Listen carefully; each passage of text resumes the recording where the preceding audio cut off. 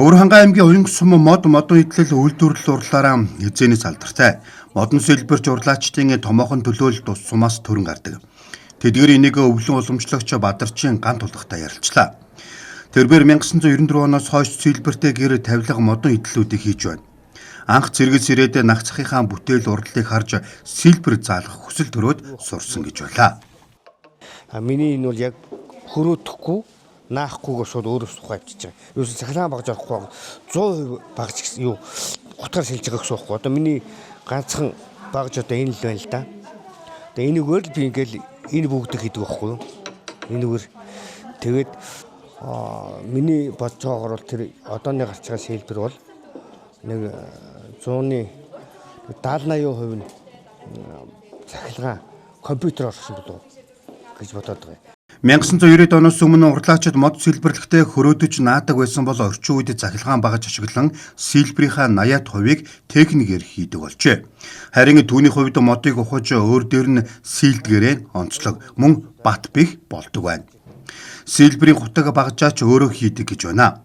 Модон сэлбэр хийхэд модны төрөл бүтэц ихээхэн шалтгаалдаг байна.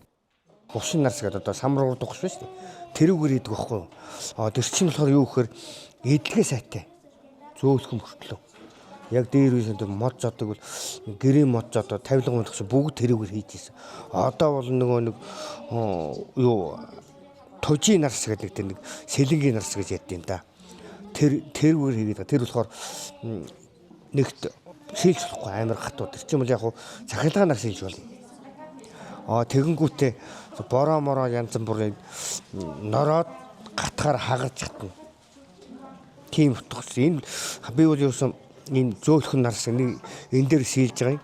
Тэгээд ингээд лактаж яах утгаараа дүнгүйж ингээд юу шар туяад тогтоол тэгэл товчдөг байхгүй юу?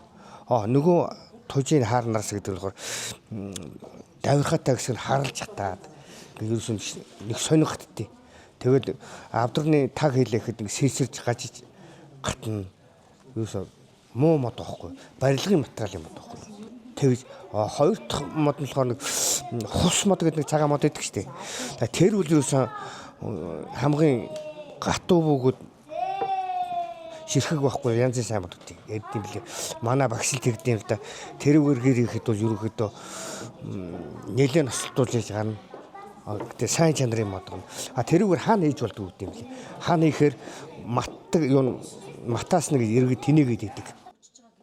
Тэрээр одоо 6 антай сэлбэртэй гэр урлаж байна. Түүний өвөө аав нь мужаан, ээж нь будагчин, нах зах төрсөн дүүн сэлбэрч байсан бол өөрийн хүү дүү нараа сэлбрээр сурган өвлөө уламжилж байна.